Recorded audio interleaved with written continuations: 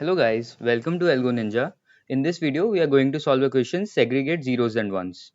So पहले question देख लेते हैं. Given an array of length n consisting of only zeros and ones in random order, modify the array to segregate zeros on the left side and ones on the right side. The question की statement बहुत ही simple है. हमें एक array दिया हुआ है जिसकी length क्या है n है. उसमें सिर्फ zeros और ones ही हैं. हमें क्या करना है, जितने भी zeros हैं उनको उठा के लेफ्ट साइड पे रख देना है और जितने भी ones हैं उनको उठा के हमें राइट साइड पे रख देते हैं. फॉर एग्जाम्पल अगर हम एग्जाम्पल देखें, यहाँ पर हमारे पास 5 एलिमेंट्स हैं एरेज में. एरे में जो एलिमेंट्स हैं वो है 0 0 1 1 एंड 0. तो इसमें अगर हम देखें तो 3 जीरोज हैं, एक 2 जीरोज ये रहे और तीसरा जीरो ये रहा. हमें क्या करना है, 3 जीरोज को उठा के स्टार्टिंग में रख देना है. तो हम ये 3 जीरोज यहाँ पे रख देंगे. 2 वंस हैं, जब जीरोज खत्म हो जाएंगे तो वंस को रखना शुरू कर देना है. तो बस यही करना है हमें. अगर हम इसका इनपुट फॉर्मेट देखें तो हमें एक बेसिकली फंक्शन दिया हुआ है सेग्रीगेट नाम का, सेग्रीगेट 0 and 1 नाम का. इसमें हमें दो इनपुट दिए हुए हैं, एक एरे है और एक क्या है n, which is the number of elements in the array. हमें क्या करना है, एरे को मॉडिफाई करना है. Expected time complexities of n and expected space complexities of 1. तो अगर हम इसमें अगर सोचे थोड़ा सा इस क्वेश्चन के बारे में, तो हमें जो सबसे पहले क्लिक करता है दिमाग में वो ये है कि हम इसको सॉर्ट कर सकते हैं और सॉर्टिंग से हमारा काम हो जाएगा. बट अगर हम सॉर्टिंग यूज करेंगे तो कम से कम भी हम उस कॉम्प्लेक्सिटी सॉर्टिंग की ऑफ n log n होगी. बट हमें यहाँ पे ऑफ n चाहिए. तो सॉर्टिंग से हमारा यहाँ पर काम क्या है, नहीं होने वाला. क्वेश्चन सॉल्व हो सकता है बट फिर हम टाइम कॉम्प्लेक्सिटी हमारे क्वेश्चन की ज़्यादा होगी देन. तो हमें कोई और अप्रोच यूज़ करनी पड़ेगी इसमें. तो हम यार इसमें एक अप्रोच होती है सेग्रीगेशन की, उसको यूज़ करने वाले हैं. Let's see how that works. तो बेसिकली जो गीक्स फॉर गीक्स पे एग्जाम्पल था, मैंने वही एग्जाम्पल यहाँ पर लिख लिया है. एरे का जो साइज है वो 5 है. इसमें फिर 5 एलिमेंट्स हैं. Elements are 0 0 1 1 and 0. तो हम बेसिकली इसको सॉर्ट करने के लिए सेग्रीगेशन यूज करेंगे. Segregation is basically dividing the array into parts. हम क्या करेंगे, एरे को 3 हिस्सों में डिवाइड करेंगे. 3 हिस्सों में डिवाइड करेंगे. अब 3 हिस्सों में अगर एरे को डिवाइड करना है तो हमें क्या चाहिएगा, हमें 2 इंडेसेस चाहिएंगे. 2 इंडेसेस की मदद से हम एरे को 3 हिस्सों में डिवाइड कर सकते हैं. ओके. फॉर एग्जाम्पल मेरे पास 2 इंडेसेस में मान लेता हूँ, let i and j are my 2 indices. Okay, i and j are my 2 indices. तो मैं क्या बोलूँगा, मैं ये बोलूँगा जीरो से लेकर, जीरोथ इंडेक्स से लेकर जो j-1 तक है, जीरोथ इंडेक्स से j-1 तक मेरा जीरो का एरिया है, मेरा जीरो का एरिया है. ओके. j से लेकर जो i-1 तक है, j से लेकर i-1 तक मेरा 1 का एरिया है. ओके. और आई से लेकर जो एंड तक है, एंड मतलब जब तक एरे की लेंथ खत्म नहीं हो जाती तब तक है, वो मेरा क्या है, अनएक्सप्लोर्ड एरिया है. अनएक्सप्लोर्ड एरिया है, यूए लिख रहा हूँ मैं इसको, अनएक्सप्लोर्ड एरिया. तो मैंने क्या बोला, मैंने बोला कि मुझे एरे को 3 हिस्सों में डिवाइड करना है. एक जीरो का एरिया होगा, एक 1 का एरिया होगा, एक होगा अनएक्सप्लोर्ड एरिया. अनएक्सप्लोर्ड एरिया क्या है, अभी मैंने उसको ना जीरो में डाला ना उसको मैंने 1 के एरिया में डाला. अभी उस एरिया को एक्सप्लोर करना बाकी है. तो 3 हिस्सों में अगर एरे को डिवाइड करना है तो 2 इंडेसेस लगेंगे. 2 इंडेस होंगे तभी तो 3 हिस्सों में एरे को डिवाइड कर सकते हैं, है ना. इनिशियली क्या होगा, इनिशियली आई और जे दोनों क्या है, जीरोथ इंडेक्स पे प्रेजेंट होंगे. अगर ऐसा होगा, अगर आई और जो जे है, अगर दोनों आई और जे अगर जीरोथ इंडेक्स पे प्रेजेंट होंगे तो सारा, इसका मतलब क्या है, इसका मतलब ये है कि जो सारा हमारा एरे है वो अभी अनएक्सप्लोर्ड है ना. मेरा जो आई है वो यहाँ प्रेजेंट है, मेरा जे भी यहाँ प्रेजेंट है. अब जीरो का एरिया क्या होना था, जीरो का एरिया होना था जीरो से लेकर, ये देखो मैंने लिखा है ना यहाँ पे, जीरो से लेकर j-1 तक जीरो का एरिया होना था. जीरो से लेकर j-1 कितना है, j का वैल्यू जीरो है, तो j-1 इज -1, सो 0 to -1, ये तो कोई एरिया एग्जिस्ट ही नहीं करता. मतलब अभी हमारे पास जीरो का कोई एरिया ही नहीं है. अब 1 का एरिया क्या होना चाहिए, j से लेकर i-1, j की वैल्यू जीरो है, तो 0 to i-1, i की वैल्यू भी बट जीरो है, तो 0-1 इज -1, तो 0 to -1 1 का एरिया होना चाहिए. बट ऐसा तो कोई एरिया एग्जिस्ट ही नहीं करता. और हमारा अनएक्सप्लोर्ड एरिया क्या होना चाहिए, i से लेकर एंड तक. i की वैल्यू क्या है, जीरो, और एंड क्या है हमारा, फोर्थ इंडेक्स. तो जीरो से लेकर फोर्थ इंडेक्स तक जितना भी एरिया है वो भी क्या है, अनएक्सप्लोर्ड एरिया. हाँ, ये एग्जिस्ट करता है. तो स्टार्टिंग में आई और जे को हमने जीरो पे क्यों सेट किया, बिकॉज सारा एरे जो है हमारा अनएक्सप्लोर्ड है. अभी तक हमने किसी भी एलिमेंट को एक्सप्लोर किया है, नहीं किया है बेसिकली, तो हमने आई और जे को दोनों जीरो पे रखा. ओके. अब हम क्या करेंगे, एरे पे ट्रेवर्स करेंगे with the help of index आई. और क्या करेंगे फिर, अगर एरे ऑफ आई, अगर एरे ऑफ आई की वैल्यू जीरो के बराबर है तो हम एरे ऑफ जे को और एरे ऑफ आई को स्वैप कर देंगे, और आई को भी इंक्रीमेंट करेंगे और जे को भी इंक्रीमेंट करेंगे. वापस मैं अपनी बात दोहराता हूँ. अगर एरे ऑफ आई की वैल्यू 0 के बराबर है तो हम array of J and array of I को स्वैप कर देंगे और आई को इंक्रीमेंट करेंगे एंड जे को भी इंक्रीमेंट करेंगे। पर वहीं अगर एरे ऑफ आई की वैल्यू 1 के बराबर होगी तो हम क्या करेंगे, सिर्फ आई को इंक्रीमेंट कर रहे होंगे।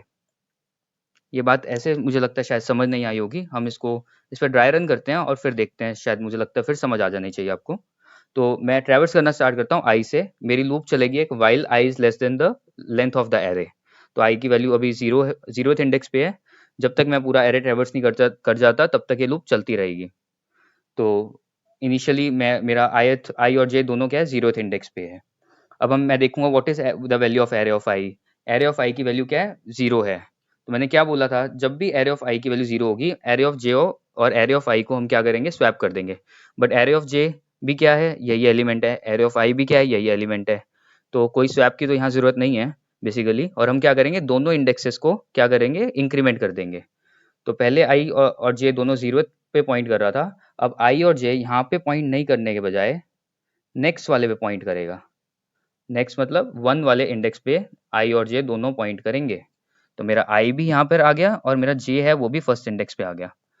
तो हम वापस देखेंगे, अब एरे ऑफ आई की वैल्यू क्या है, एरे ऑफ आई की वैल्यू फिर 0 है। तो फिर हम क्या करेंगे, एरे ऑफ जे है जो हमारा एंड एरे ऑफ आई है उसको स्वैप करेंगे और आई और जे को इंक्रीमेंट करेंगे। But still they are pointing to the same value. तो इस केस में भी स्वैप की जरूरत नहीं है हमें। तो हम क्या करेंगे, सिंपली इंक्रीमेंट कर देंगे एरे ऑफ आई को एंड सिंपली हम आई एंड जे को क्या कर देंगे, इंक्रीमेंट कर देंगे। तो मेरा पहले एरे ऑफ आई और जे मेरा दोनों क्या था, पहले यहाँ पर था। अब मैं सिंपली क्या करूंगा, आई और जे दोनों को क्या कर दूंगा, इंक्रीमेंट कर दूंगा। तो मेरा आई बेसिकली यहाँ पे आ गया, जे बेसिकली मेरा यहाँ पे आ गया। अब ये इंटरेस्टिंग केस है। आई का वैल्यू, एरे ऑफ आई की अगर हम वैल्यू देखें तो क्या है, 1 है। अगर एरे ऑफ आई की वैल्यू 1 होती है तो हम क्या करते हैं, आई को इंक्रीमेंट करते हैं। अब इस बात को थोड़ा समझिएगा, क्यों हम ऐसा कर रहे हैं कि सिर्फ हम आई को इंक्रीमेंट कर रहे हैं। बेसिकली मैंने बोला था कि मेरा जो 1 का एरिया है वो क्या होगा, जे से लेकर आई माइनस 1 तक, है ना। मैंने क्या बोला था, जे से लेकर मेरा आई माइनस 1 तक क्या होगा, 1 का एरिया होगा। अब अगर मेरा आई एरे ऑफ आई 1 हो गया तो आई यहाँ पर नहीं रह सकता। आई अब सेकंड इंडेक्स पे नहीं रह सकता, बिकॉज आई से जो पहले पहले था वही सिर्फ 1 आ सकते थे। जे से लेकर आई माइनस 1 तक ही 1 आ सकते थे। तो आई को बढ़ना होगा तभी ये 1 यहाँ पर रह पाएगा। इसलिए हम क्या करेंगे, आई को बढ़ा देंगे, आई को हम इंक्रीमेंट कर देंगे बेसिकली। तो मैं यहाँ से इस आई को हटा दूंगा, जे यहीं रहेगा, बिकॉज जे से आई माइनस 1 तक हमारा वंस का एरिया था। और यहाँ मैं क्या करूंगा, आई को बढ़ा दूंगा। तो मेरा आई क्या आ गया, यहाँ पर आ गया। अब अगेन अगर हम देखें तो एरे ऑफ आई की वैल्यू क्या है, 1 है। तो अगेन हम क्या करेंगे, आई को इंक्रीमेंट कर देंगे। आई अभी थर्ड इंडेक्स पे है, इसको थर्ड इंडेक्स से हम उठाकर फोर्थ इंडेक्स पे भेज देंगे आई को। ये मेरा आ गया आई फोर्थ इंडेक्स पे। अब हमें जीरो वाला पॉइंट समझना है। जीरोथ वाले केस में हम क्या हो रहा है, अगर एरे ऑफ आई की वैल्यू 0 है तो क्या हो रही है बेसिकली। तो एरे ऑफ आई का अगर हम यहाँ देखिए वैल्यू है 0। हमने बोला कि हम एरे ऑफ जे को और एरे ऑफ आई को कर देंगे स्वैप और आई और जे दोनों को इंक्रीमेंट कर देंगे। अब यार ये बात थोड़ी समझना इतना आसान नहीं है। क्यों हम दोनों को स्वैप कर रहे हैं, हम इसलिए स्वैप कर रहे हैं बिकॉज मुझे एरे ऑफ आई पे क्या मिला, 0। अब मुझे पता है कि 0 का एरिया क्या था, 0 से लेकर जे माइनस 1 तक। तो मुझे इसको उठाकर इससे रिप्लेस करना पड़ेगा और मुझे इस वाले 1 को उठा के यहाँ पर लाना पड़ेगा। क्यों, बिकॉज 0 का जो एरिया था जो हमने डिफाइन किया था वो 0 से लेकर जे माइनस 1 तक ही किया था। तो अगर हमें इस कंडीशन को फॉलो करना है, इस एरियाज में ही अगर हमें 0 रखना है तो हमें स्वैप करना पड़ेगा एरे ऑफ आई और एरे ऑफ जे को। और हमें इंक्रीमेंट इसलिए करना पड़ेगा बिकॉज 0 का एरिया 0 से लेकर जे माइनस 1 तक है। अगर मैं सिंपली 0 को और 1 को इन दोनों को स्वैप कर देता तो 0 यहाँ पर आ जाता और मेरा जो 0 का एरिया था वो 0 से लेकर जे माइनस 1 तक है, ना कि 0 से जे तक। तो मुझे इस जे को इंक्रीमेंट करना ही पड़ेगा। ओके। और क्योंकि स्वैप करने की वजह से यहाँ से एक 1 आके यहाँ पर आ रहा है तो मेरा जो 1 का एरिया है वो भी बढ़ रहा है। तो मुझे आई को भी इंक्रीमेंट करना पड़ेगा ताकि जो मेरा आई है उससे पहले पहले जितने भी एलिमेंट्स हैं वो 1 हो। जे से लेकर जितने भी आई माइनस 1 तक एलिमेंट्स है वो 1 हो। आई जो इंडेक्स है उस पर हमारा 1 नहीं होना चाहिए। तो बेसिकली मैं क्या करूंगा, बेसिकली अब मैं स्वैप करूंगा। मैं ये वाला जो एलिमेंट है और ये वाला एलिमेंट है इनको क्या कर दूंगा, स्वैप कर दूंगा। Array of J and array of I को मैं बेसिकली क्या कर दूंगा, स्वैप कर दूंगा। तो अब ये 1 ना होकर और ये 0 ना होकर क्या हो जाएगा, ये हो जाएगा 0 this is 0 and this is going to be 1 and I have to increment both the indices because 0 का एरिया भी बढ़ा और 1 का एरिया भी बढ़ा और अगर 0 और एरिया और 1 दोनों का एरिया बढ़ा तो i और j को इंक्रीमेंट करना पड़ेगा अगर हमें अपनी 3 कंडीशन जो हमने पहले एज्यूम करी थी इसको फुलफिल करना है ना। हमें दोनों को इंक्रीमेंट करेंगे क्योंकि दोनों का एरिया बढ़ा। स्वैप करने की वजह से एक 1 के एरिया में भी ऐड हुआ एलिमेंट, एक 0 के एरिया में भी ऐड हुआ, इसलिए हमें दोनों को इंक्रीमेंट करना पड़ेगा। तो ये मेरा क्या हो गया, j यहाँ पर आ गया और जो i है वो आगे चला गया। तो i बेसिकली हमारे एरे की जो लेंथ थी उससे क्या बड़ा हो गया है।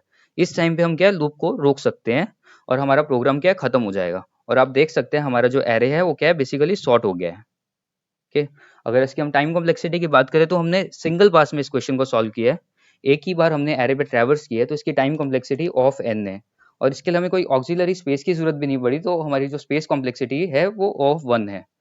तो बेसिकली एक बार हम सारा कुछ रिकैप करते हैं हमने क्या किया। हमें एक एरे दिया गया था जिसके अंदर सिर्फ जीरोस एंड वंस थे, हमें सारे जीरोस को उठा के लेफ्ट साइड पे रखना था और जितने भी वंस थे उनको उठा के राइट साइड पे रखना था। अब इशू क्या था, अगर हम सॉर्टिंग का यूज करते तो हमारी जो कॉम्प्लेक्सिटी है वो ऑफ n log n जाती, पर हमें इसे क्वेश्चन को ऑफ n में करना था। तो हमने क्या किया, एक सेग्रीगेशन टेक्निक का यूज किया। तो हमने एरे को 3 पार्ट्स में डिवाइड किया, एक 0 का एरिया, एक 1 का एरिया एंड एक अनएक्सप्लोर्ड एरिया। अब 3 पार्ट में अगर एरे को डिवाइड करना है तो 2 इंडेक्सेस की हमें जरूरत पड़ेगी। तो हमने डिफाइन किया 0 से लेकर जो j-1 है वो 0 का एरिया है, j से लेकर जो i-1 है वो 1 का एरिया है और i से लेकर जो एंड तक है वो क्या है, अनएक्सप्लोर्ड एरिया है। इनिशियली हमने i और जो j दोनों इंडेक्सेस दो इंडेक्सेस एज्यूम करे हैं, उनको हमने क्या रखा, दो पॉइंटर्स जो एज्यूम करे उनको हमने 0th इंडेक्स पे रखा। i को हम हर बार बढ़ाते जाएंगे जब तक i क्या है पूरे एरे पे ट्रैवर्स नहीं कर जाता। हर केस में हम क्या करेंगे, अगर एरे ऑफ i की वैल्यू 0 के बराबर है तो एरे ऑफ j और एरे ऑफ i को स्वैप कर देंगे और i और j दोनों को इंक्रीमेंट करेंगे। और अगर एरे ऑफ जो i है उसकी वैल्यू 1 के बराबर है तो सिर्फ हम क्या है i को इंक्रीमेंट कर रहे होंगे। जब हम हमारा पूरा एक बार i जो है पूरे एरे पे ट्रैवर्स कर जाएगा तो हमारा एरे क्या है सॉर्ट हो जाएगा। तो इसकी हम कोडिंग इम्प्लीमेंटेशन अब जाके देखते हैं एक बार। ये मैं अपने गीक्स फॉर गीक्स पे आ गया हूँ।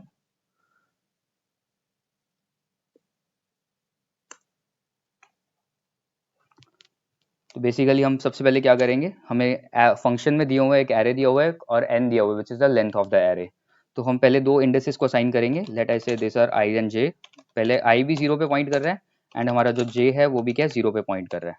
ओके, और फिर हम क्या करेंगे, एक लूप लगाएंगे जब तक i जो है वो लेस है, किससे लेस है, लेंथ ऑफ द एरे तक, i is less than array dot length.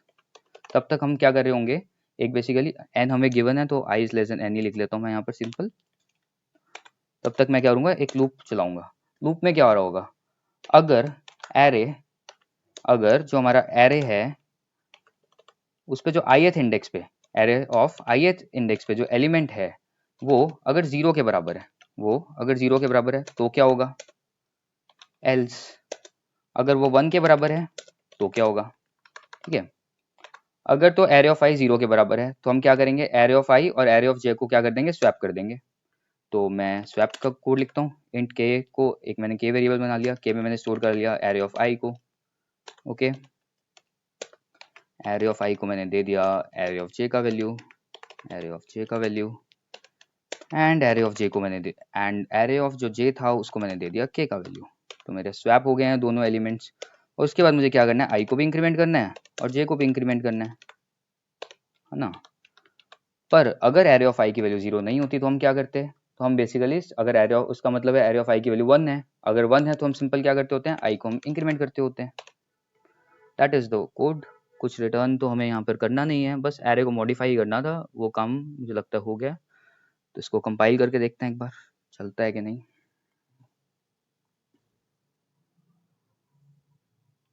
Compile हो रहा है, इसको रन करके देखते हैं, सबमिट करते हैं, सारे टेस्ट केस चेक हो जाएंगे पास हो रहा है कि नहीं।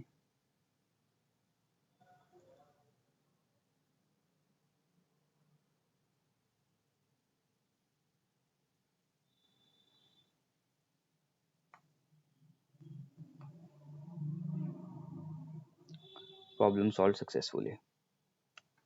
तो ये हमारा क्वेश्चन सक्सेसफुली सबमिट हो गया है।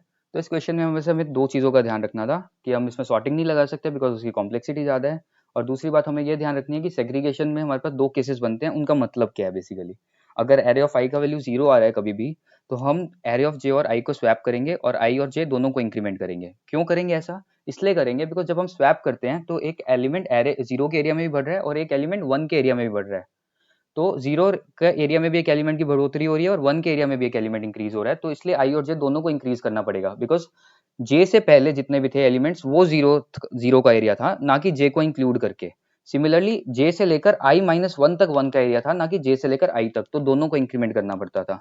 लेकिन जब एरे की वैल्यू आई होती थी, एरे ऑफ आई की वैल्यू जब 1 होती थी, तो सब सिर्फ हम आई को इंक्रीमेंट करते थे बिकॉज आई से पहले क्या है 1 का एरिया होता था। तो बस इसी चीज का हमें ध्यान रखना है। Time complexity is O of n, single pass में क्वेश्चन को सॉल्व हो रहा है। O ऑफ n में हम इस क्वेश्चन को और भी तरीकों से हम क्या कर सकते हैं, सॉल्व कर सकते हैं, पर सिंगल पास सिर्फ इसी अप्रोच से क्या हमें मिलता है। तो इसलिए ये अप्रोच क्या है, काफी इंपॉर्टेंट हो जाती है। स्पेस कॉम्प्लेक्सिटी हमने कोई यूज करी है नहीं, तो O ऑफ 1 होगी। नेक्स्ट वीडियो में यार हम इसकी का एक मॉडिफिकेशन देखेंगे, जैसे इसमें सेग्रीगेट 0 1 था, उसमें 0 1 2 होगा। उस एल्गोरिदम को डच नेशनल फ्लैग एल्गोरिदम भी बोलते हैं, जिससे हम उस प्रॉब्लम को सॉल्व करेंगे। तो नेक्स्ट क्वेश्चन में यार उस क्वेश्चन को देखेंगे, इसी का एक्सटेंशन है बेसिकली। तो तब तक के लिए thank you very much and subscribe to Algo Ninja.